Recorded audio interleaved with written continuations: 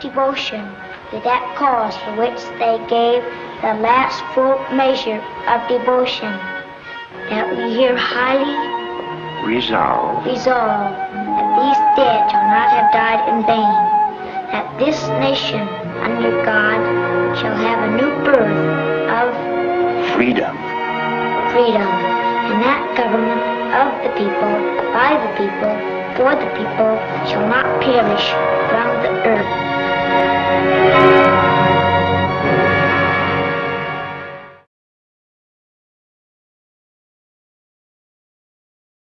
I have a dream that one day this nation will rise up and live out the true meaning of its creed.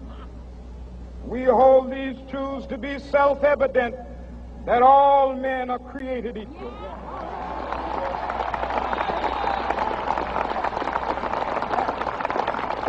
I have a dream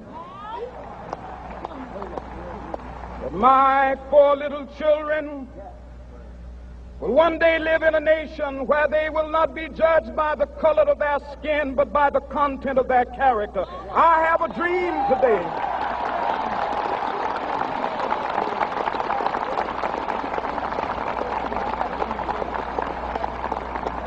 I have a dream that one day right there in Alabama, little black boys and black girls will be able to join hands with little white boys and white girls as sisters and brothers. I have a dream today. And so let freedom ring. Let freedom ring from Stone Mountain of Georgia. Let freedom ring from Lookout Mountain of Tennessee.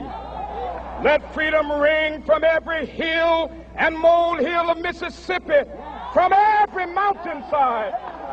Let freedom ring, and when this happens, we will be able to speed up that day when all of God's children, black men and white men, Jews and Gentiles, Protestants and Catholics, will be able to join hands and sing in the words of the old Negro spiritual, free at last, free at last.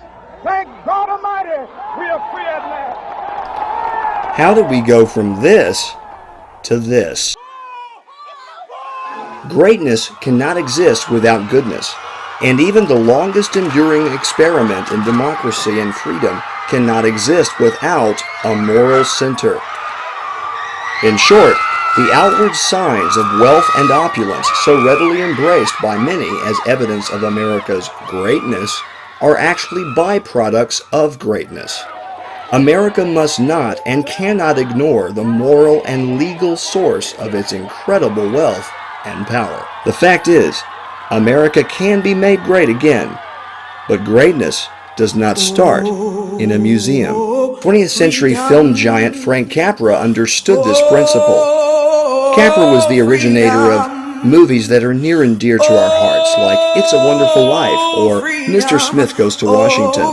But less well known is his film series Why We Fight, done in the lead-up to World War II to prepare the American mind, heart, and body for what would be the longest, most arduous, and most crucial existential fight in human history. To my Lord and be free. Oh, freedom. Oh, freedom. Freedom. Oh, freedom.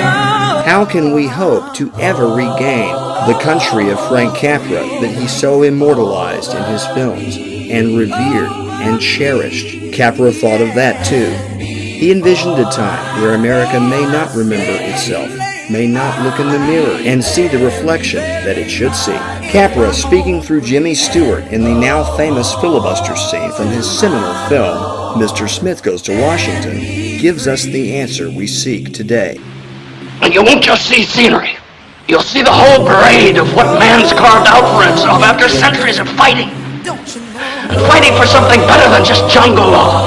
Fighting so he can stand on his own 2 feet, free and decent, like he was created. No matter what his race, color, or creed. That's what you see.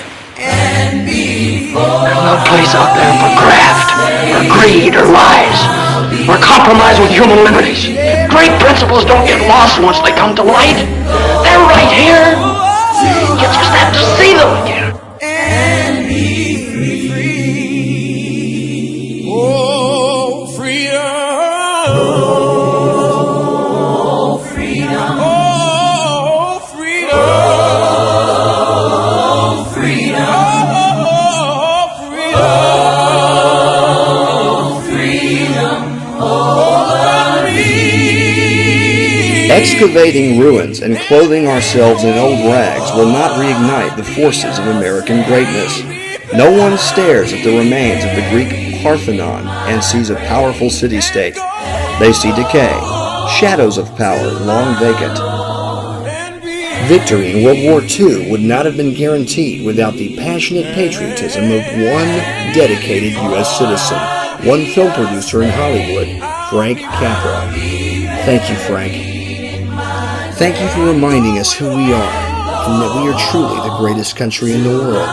May we never forget what makes this greatness possible.